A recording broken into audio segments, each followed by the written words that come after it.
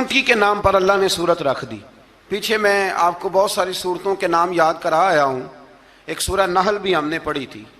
تو اللہ تبارک و تعالیٰ نے اس سورت میں قرآن کریم کی حقانیت، مومنین کی صفات، مختلف انبیاء کے احوال، اللہ تعالیٰ کی توحید پر دلائل، قیامت کی ہولناکیاں اور حیات بعد الموت کا ذکر فرمایا. اس سورت کی ابتدائی آیات میں ایک بار پھر حضرت موسیٰ علیہ السلام کے احوال اور معجزات کا بیان ہے. آیت نمبر 16 سے سلیمان علیہ السلام کا ذکر ہے. وہ داؤد علیہ السلام کے وارث تھے، بیٹے تھے، اور انہیں پرندوں کی بولیاں سکھائی گئیں. جنات اور انسانوں کے لشکر کا ایک فوجی ڈسپلن کے ساتھ ان کے پاس حاضر رہتے تھے. وہ جو ان کا لشکر تھا نا، اس میں انسان بھی تھے، جن بھی تھے، اور اس کے اندر پرندے بھی تھے. ان کا لشکر تھا، وہ ہمیشہ ان کے پاس رہتے تھے. حضرت سلیمان علیہ السلام گزر رہے تھے تو ایک مقام سے آپ گزرے جہاں چیونٹیاں بڑی کثرت کے ساتھ تھیں. تو ایک چیونٹی جو ان چیونٹیوں کی سردار تھی، ان چیونٹیوں کی بڑی تھی، اور مفسرین کرام نے یہ بھی لکھا ہے کہ وہ تھی بھی ایک آنکھ اس کی کوئی نہیں تھی، ایک ٹانگ اس کی کوئی نہیں تھی، لیکن اس حال میں بھی وہ چیونٹی جو تھی وہ چیونٹیوں کی قیادت کر رہی تھی. تو حضرت سیدنا سلیمان علیہ السلام کا لشکر جب وہاں سے گزرا تو وہ کہنے لگی یا ایھا النمل ادخلوا مساکنکم، کہنے لگی چیونٹیوں اپنے بلوں میں گھس جاؤ، کہیں ایسا نہ ہو کہ سلیمان علیہ السلام کا لشکر بے دہانی میں، سلیمان کا لشکر توجہ نہ کرے اور تمہیں پاؤں کے نیچے مسل دے. لہذا اس طرح کرو کہ تم اپنے اپنے بلوں میں گھس جاؤ. حضرت سلیمان ابھی 3 میل دور تھے. تمام مفسرین نے لکھا ہے 3 میل دور تھے. تو وہاں سے چیونٹی بول لی تو قرآن کہتا ہے کہ حضرت سلیمان اس کی بات سن کے ہنس پڑے. فتبسم ضاحکا، آپ اس کی بات سن کے ہنس پڑے کہ دیکھو یہ چیونٹی کیا کہہ رہی ہے. ذرا غور کرنا بات پر کہ حضرت سلیمان 3 میل دور فاصلے پر چیونٹی کی بات بھی سن لیتے ہیں. مولوی نے قرآن کی آیت پکی یاد کر لی، انا بشر مثلکم، کہتا ہے حضور نے کہا میں تمہاری طرح کا بشر ہوں. نبی ہماری طرح ہوتے ہیں جی. تو وہ تو 3 میل دور چیونٹی کی آواز سن لیتے تھے. اس کے کان میں چیونٹی رکھو بلا، اسے کہو کہ بتا بلا کیا کہتی ہے. کچھ بتائے گا پھر دوڑ لگا دے گا شاید. کان میں رکھو، اس کو کہو بتا چیونٹی کیا کہتی. اور اگر یہ لفظ نہ ہوتے قرآن کے کہ جب انہوں نے سنا تو ہنس پڑے، یہ جملے نہ ہوتے تو شاید اس کو بھی نہ مانتے. لیکن حضرت سلیمان نے سنی چیونٹی کی بات. اور اب اگلی بات کہنے لگا ہوں، بڑے خوبصورت لفظ لکھے ہیں مفسرین نے. فرماتے ہیں دیکھو ایک چیونٹی نے ایک جملہ بول کے اپنے قبیلے کی خیر خواہی کی تو رب نے اس کا جملہ بھی قرآن میں بیان فرما دیا. تو جو ساری زندگی لوگوں کو جملے بول بول کے کہے رب رسول کی طرف آ جاؤ، تو اللہ قیامت میں اس کی بات کو قائم نہیں فرمائے گا. جو بھی کسی کی خیر خواہی کرے وہ ایک جملہ بول کے کرے، اور ہو بھی چیونٹی. تو اگر اللہ اس کا ذکر قرآن میں باقی رکھتا ہے تو میں اور آپ اگر کسی کی خیر خواہی کریں گے تو انشاءاللہ ذکر باقی رہے گا. شرط یہ ہے کہ کریں خیر خواہی کرو کسی کی، ایک جملہ بول کے بھی کرو. چیونٹی بھی ہو تو اللہ قرآن میں ذکر باقی فرما دیتا ہے. تو اللہ تبارک و تعالیٰ نے اس بات کا ذکر قرآن مجید میں فرمایا. اس پر کئی کچھ لکھا ہے. اسی طرح سے ایک بات اور لکھی ہے ہمارے مفسرین نے کہ حضرت سلیمان ایک دن اسی طرح نکلے، قحط پڑ گیا تھا، بارش نہیں ہوتی تھی. تو حضرت سلیمان باہر میدان میں نکلے دعا کرنے کے لیے، خشک سالی تھی. تو جب آپ گئے تو ایک چیونٹی اپنے پر پھیلا کے دعا مانگ رہی تھی. تو رب کریم نے فرمایا سلیمان آپ واپس چلے جائیں، بارش آ جائے گی پر آئے گی چیونٹی کی دعا پہ. تو حضرت سلیمان نے عرض کی مولا میں بھی تو اتنا لشکر لے کے آیا ہوں نا، تو چلو ہمیں بھی دعا کر لینے دے. تو چیونٹی کی دعا پہ برسا دینا پر دعا کر لینے دے. فرمایا نہیں آپ واپس جائیں، دعا نہ مانگیں. یا اللہ کیوں؟ فرمایا چیونٹی کا دل ٹوٹ جائے گا، وہ تو کہے گی کہ یہ سلیمان کے لشکر دعا پہ پھر بارش آئی ہے. تو آپ نہ کریں تاکہ اس کے دل میں یہ بات رہے کہ نہیں میرے رب نے میری دعا پہ بارش فرمائی ہے. آپ جائیں، آج بارش آئے گی پر آئے گی چیونٹی کی دعا پہ. تو جو چیونٹی بارش کی دعا کرے قوم کے لیے، اللہ اگر اس کا ذکر قائم رکھتا ہے تو جو اپنی قوم کے لیے ہدایت کی دعا کرے، اور کبھی کبھی گردن جھکا کے دیکھا کرو کہ دل میں رسول اللہ کی امت کا درد کتنا ہے. اگر کہیں حضور کی امت کا درد ہے تو پھر انشاءاللہ ذکر قیامت تک باقی رہے گا. پھر انشاءاللہ قیامت تک آنے والی نسلیں بھی آپ کا ذکر کریں گی اگر حضور کی امت کا درد سینے میں موجود ہے. اسی طرح سے پھر حضرت سلیمان کے لشکر میں نا ایک ہدہد نامی پرندہ بھی تھا. لشکر کا کارکن تھا پرندہ. ہدہد غائب تھا تو حضرت سلیمان کہنے لگے کدھر گیا وہ ہدہد؟ نظر نہ آ جایا سخت سزا دوں گا. یہاں تو کوئی اچھی خبر لائے گا. چونکہ وہ ہدہد پرندہ جاتا تھا تو خبریں لا کے دیتا تھا، ورنہ سزا دوں گا. اتنی دیر میں ہدہد بھی آ گیا. یہ پرندے جو کارکن ہوتے ہیں بڑے سیانے ہوتے ہیں. کبھی بندہ ناراض ہو تو صحیح خبریں لے آتے ہیں. تو صحیح خبر لے کے آ گیا. آتے ہی آ کے بیٹھا تو اس نے حضرت سلیمان علیہ السلام نے کہا کہاں تھے؟ عرض کرنے لگا حضور میں ملک سبا گیا تھا، وہاں ایک عورت حکمرانی کرتی ہے، اس کا نام بلقیس ہے. بہت بڑے تخت پہ بیٹھتی ہے. 80 گز اس کا تخت لمبا ہے، 40 گز چوڑا ہے، اور شاید 80 من کے 80 ٹن اس کا وزن ہے. تو حضور وہ سورج کو پوچھتے ہیں. تو حضرت سلیمان نے فوراً خط لکھا، فرمایا جا کے اسے میرا خط دے دو کہ یہاں تو کلمہ پڑھ کے ہماری فرما بردار بن جائے، ورنہ تیار ہو جائے.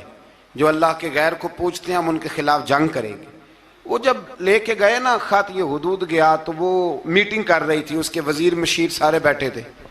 اس نے جا کے خط پھینک دیا ملکہ بلقیس کی جھولی میں. اس نے خط پڑھا تو ڈر گئی. وزیروں کو بلایا. حضرت سلیمان، قرآن کہتا ہے حضرت سلیمان نے کہا تھا خط پھینک کے نا تو سائڈ پہ ہو کے سننا وہ کیا کہتے ہیں. بندوں کے لیے منع ہے، پرندوں کے لیے جائز ہے. بندوں کے لیے منع ہے سائڈ پہ ہو کے سننا.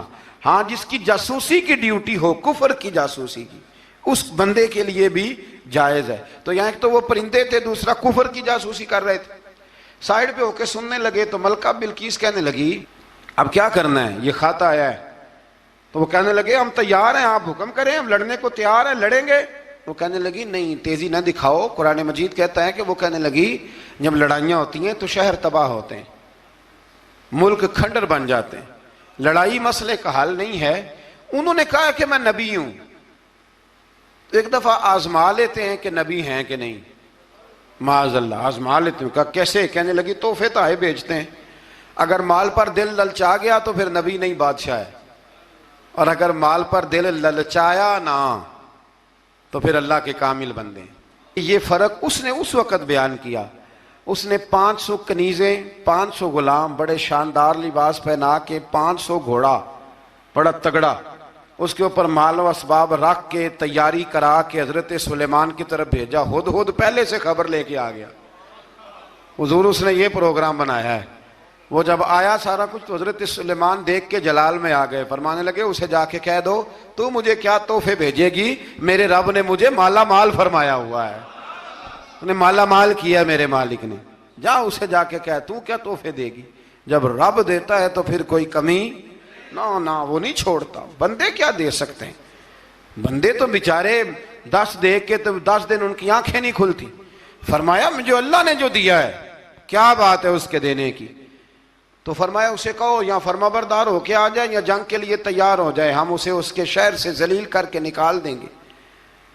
اس نے جا کے جب پیغام دیا تو اور ان لوگوں نے بھی آ کے بتایا کہ وہاں تو ہم عجیب منظر دیکھ کے آئے ہیں کہ جانور بھی ہاتھ باندھے کھڑے ہیں، وہاں تو جنات، سرکش جنات کھڑے ہیں. وہ بادشاہ نہیں، وہ نبی ہیں. وہ جو 500 غلام اور 500 کنیزیں گئی تھی حوال سنایا آ کے. تو ملکہ بلقیس نے پھر خط لکھا کہ میں فرما بردار ہو کے آ رہی ہوں. معنی کیا ہے؟ میں کلمہ پڑھنے کے لیے آ رہی ہوں. تو حضرت سلیمان نے کہا بھئی اب اس طرح کرو، ذرا فرش بچھاؤ. انہوں نے فرش بچھایا اس طرح کا کہ اوپر فرش تھا، نیچے مچھلیاں تیر رہی تھیں، لگ رہا تھا دریا ہے. ڈیوٹی لگا دی، جنات نے بچھا دیا. ادھر حضرت سیدنا سلیمان فرمانے لگے اب چونکہ مان کے آ رہی ہے تو اسے اپنی نبوت کی علامتیں بھی دکھانی ہیں. اس نے تخت بڑا شاندار بنوایا تھا، اور خواتین میں جو عادتیں خواتین والی ہوتی ہیں وہ جاتی نہیں. وہ 7 کمروں میں نا پیچھے اپنا تخت رکھ کے تو 7 دروازے بند کر کے آئی. اس زمانے میں ایک رواج تھا، وہ زلیخا نے بھی 7 دروازے مکفل کے ایک رواج تھا. ایک کمرہ، پھر کمرے کے پیچھے کمرہ، پھر اس کے پیچھے کمرہ، پھر اس کے پیچھے کمرہ، اور اس کو بڑے موٹے تالے لگائے جاتے تھے، اور فلسفہ یہ تھا کہ ایک تالا توڑے گا کوئی تو جب تک سپاہی آ جائیں گے، اور اگر اس کے توڑنے تک نہ آئے تو دوسرے کے توڑنے تک آ جائیں گے، اور اس کے توڑنے تک نہ آئے تو ساتویں تک تو آئے جائیں گے۔ یہ ان لوگوں کا نفسیاتی معاملہ تھا، سوچ تھی۔ 7 کمروں میں مکفل کر کے وہ نکلی تو حضرت سلیمان علیہ السلام کہنے لگے بھئی مجھے اس کا تخت چاہیے اس کے آنے سے پہلے، اس کے آنے سے۔ اس واقعے کی کیا ضرورت تھی قرآن پاک میں؟ یہ کیا حاجت تھی یہ تخت والی ساری بات قرآن نے کیوں بیان کی؟ پوچھیں آپ اپنے دل سے بھی اور انکار کرنے والے منکرین سے بھی، اس کی کیا ضرورت تھی؟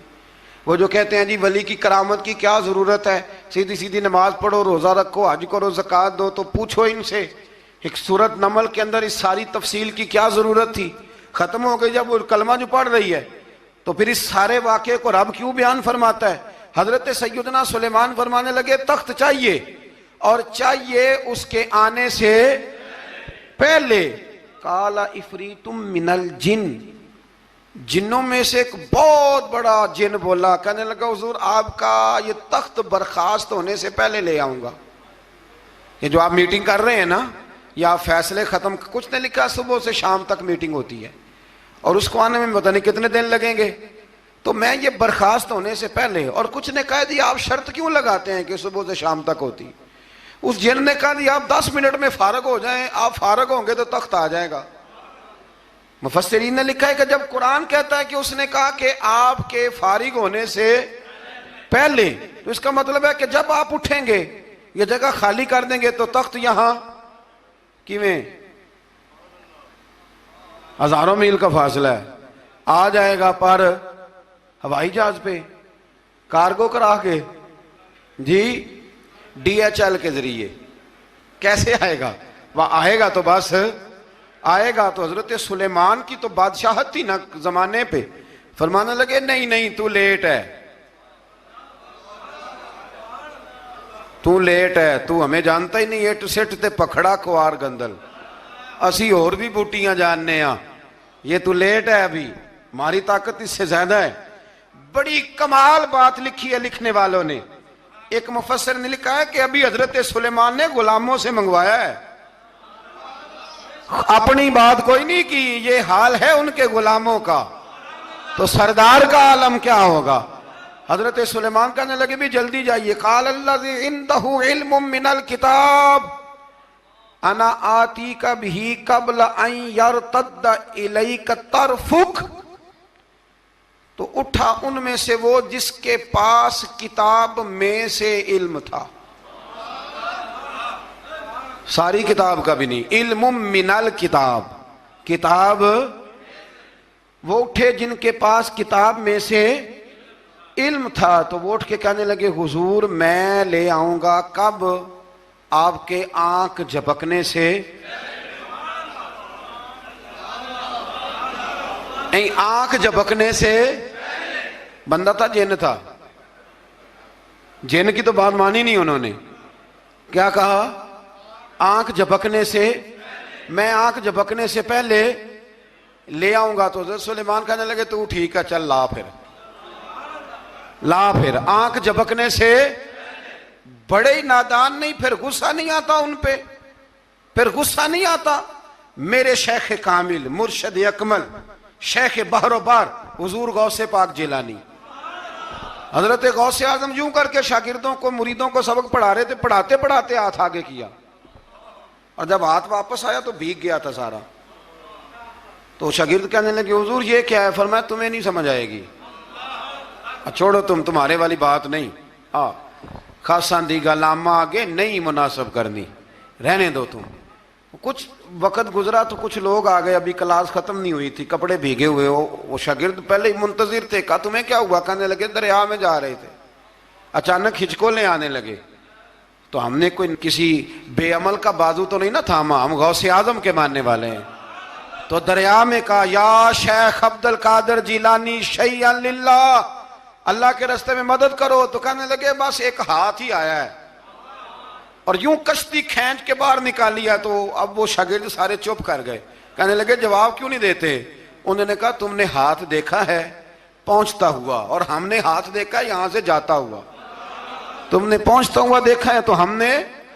حضرت بہاؤالحق نقشبند بخاری، ان کی ایک مریدنی تھی، اوپر چبارے پہ کسی نے اس کی عزت پہ ہاتھ ڈالا، چبارے پہ اوپر والی منزل پہ، اس مریدنی نے اپنی عزت بچانے کے لیے چھلانگ لگا دی، جب وہ نیچے گر رہی تھی تو حضرت بہاؤالحق نقشبند بخاری پہنچ گئے، نیچے کوئی ایسا بندوبست کر دیا، کوئی چارپائی بچھا دی، کوئی ایسا جس پہ وہ آ کے آرام سے گری اور بچ گئی۔ حضرت صاحب کی طرف دیکھ کے کہنے لگی حضور آپ کب آئے؟ فرمانے لگے پتر جب تو چبارے سے چلی تھی تب میں بخارے سے چلا تھا، جب تو چبارے سے چلی تھی نا تب میں بخارے سے چلا تھا، اور تیرے نیچے آنے تک میں بھی پہنچ گیا ہوں۔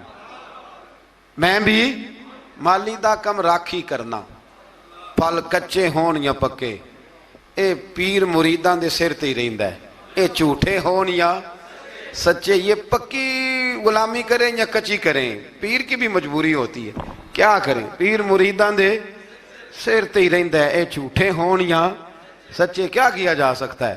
لیکن نا نافرمان بیٹے کا بھی تو جائیداد میں حصہ ہوتا ہے نا، نافرمان بھی ہو تو جائیداد میں حصہ، تو چلو باپ ناراض رہے گا تو اللہ ناراض رہے گا بات الگ ہے، پر جائیداد کا حقدار تو ہے نا، چاہے نافرمان ہی ہے۔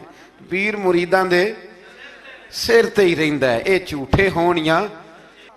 پھر وہ تخت آ گیا تو حضرت سلیمان سے پوچھا یہ کیا ہے؟ قال ھذا من فضل ربی، فرمانے لگے کچھ بھی نہیں۔ حضرت سلیمان کہنے لگے یہ میرے رب کا فضل ہے۔ شاید سب مفسرین نے بڑی بڑی باتیں کی ہوں، پر یہاں ایک قاضی ثناء اللہ پانی پتی رحمت اللہ علیہ کا فقرہ میں پڑھ رہا تھا، بڑا مزہ آ رہا تھا۔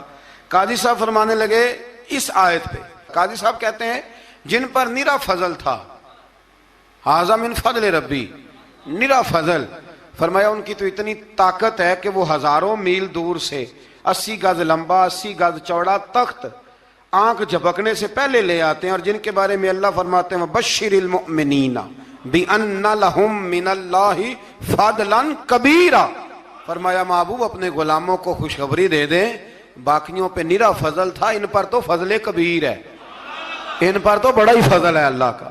تو فرمایا جن پر فضل کبیر ہو، ایک نہیں، اس پر میں بڑے دلائل دے سکتا ہوں، کرامات اولیاء پر میں بڑے ہی دلائل دے سکتا ہوں، بڑے۔ غوث اعظم رضی اللہ تعالیٰ عنہ کے پاس بادشاہ آیا تو کہنے لگا پیر تب مانوں گا جب سیب کھلائیں گے، سیب کا موسم ہی نہیں تھا۔ تو حضرت صاحب آتے ہی اسے کہنے لگے اب تو میری ولایت کو سیبوں پہ تو نہ تول، اب سیب کھلائے تو ولی یا نہ کھلائے تو ولی کوئی نہیں، یہ تو اب میری ولایت کو سیبوں پہ تو نہ تول۔ تو حضرت صاحب نے یوں ہاتھ اٹھایا تو اللہ نے 2 سیب عطا فرمائے۔ تو وہاں جملہ ہے حضور غوث اعظم کا، فرمانے لگے اگر اللہ حضرت مریم سلام اللہ جو بنی اسرائیل کی ولیہ ہیں، ولی ہے نا، وہ نبی تو نہیں نا، عورت نبی نہیں ہو سکتی، فرمایا اگر اللہ انہیں بغیر موسم کے پھل دے سکتا ہے میں تو محمد عربی کا نوکر ہوں۔ فرمایا اب نہ 2 سیب آئے تھے، تو وہ کہنے لگا میرے تو دل میں 1 سیب تھا نا، تو حضور غوث اعظم نے نا 1 سیب مجھے دیا، 1 میں نے کھایا تو 1 غوث پاک کھانے لگے۔ کہتے ہیں میں نے منہ میں رکھا ذرا ترش تھا، تو میرے چہرے کا وہ رنگ دیکھ کے نا، اثر دیکھ کے کہ تلخی محسوس، تو غوث اعظم کہنے لگے میرے والا کھا۔ تو 1 انہوں نے کاٹ کے ٹکڑا دیا، کہتے کھایا تو بڑا میٹھا تھا، تو میں نے کہا حضور آئے تو دونوں ہی غیب سے ہیں، تو آپ کے والا میٹھا ہے میرے والا کڑوا ہے، تو آپ فرمانے لگے آئے تو دونوں غیب سے تھے، پر ایک کو ذرا ظالم کے ہاتھ لگ گئے ہیں نا، اس کو تنبیہ بھی کر دی کہ ظلم سے باز آ جا، تنبیہ بھی کر دی، فرمایا ہاتھ ظالم کے لگے اس لیے ترش ہو گیا سیانا بن، 1 نہیں 20 درجنوں۔ لیکن پتہ نہیں کیوں لوگ اڑ گئے، پتہ نہیں کیوں کڑ کے آ گئے کرامت اولیاء کے معاملے میں بالکل۔ اور پھر کسی حدیث میں یہ نہیں آیا کہ اس زمانے میں ولی ہوں گے تو اس زمانے میں ولی نہیں ہوں گے، حضور نے فرمایا میری امت کبھی گمراہی پر جمع نہیں ہوگی۔ اقبال کہتے ہیں اولیاء کیا ہوتے ہیں؟ اولیاء کیا ہیں؟ جواسیس القلوب۔ اقبال کہتا ہے ولی کا بہت بڑا ولی تم نے دیکھنا ہو تو اسے دیکھو جو تیرے دل کا جاسوس ہے۔ چلو یہ مشکل بات ہے، میں نہیں چھیڑتا، لیکن جو تیرے وہ جاسوسی کرتا ہے، پر کرتا ہے تیرے دل کی، وہ تیرے دل کا جاسوس ہوتا ہے ولی۔ اور اس پر حضور کی حدیث ہے، فرمایا اس کی فراست قلبی سے ڈر، یہ اللہ کے نور سے دیکھتا ہے۔ ڈر اس کی فراست قلبی سے، اللہ توفیق عطا فرمائے۔ بارہ اس ولی کا نام تھا آصف بن برخیہ۔ آصف بن برخیہ جی حضرت سلیمان کے وزیر تھے۔ وہ آئی ملکہ بلقیس، اور جب وہ آئی نا تو اس نے دیکھا کہ یہ تو آگے سامنے حضرت سلیمان بیٹھے ہیں، اور جو رستہ ہے نا درمیان میں وہ فرش ہے کہ دریا ہے سمجھ نہیں آ رہی، تو اس نے نا اپنا یوں کر کے اوپر کپڑا اٹھانا شروع کر دیا کہ نیچے پانی ہے، تو حضرت سلیمان کہنے لگے چلتی آ، نیچے کچھ بھی نہیں۔ اس نے پیر رکھا، نیچے مچھلیاں بھی تیرتی جا رہی تھیں۔ حضرت سلیمان علیہ الصلوۃ والسلام، آج بھی اللہ نے توفیق دی ہے نا، لوگوں نے اس طرح کی تعمیرات بعد میں کی ہیں، لیکن اس کے موجد، اس کے پہلے بنانے والے حضرت سلیمان ہیں اللہ کی دی ہوئی توفیق سے۔ تو وہ ملکہ آپ کے پاس آئی، پھر وہ آپ کی فرما بردار ہو گئی، اور بعد مفسرین نے یہ لکھا ہے کہ اس نے جب کلمہ پڑھا تو پھر اس کا نکاح بھی حضرت سلیمان سے ہوا۔ یہ بھی بعض لوگوں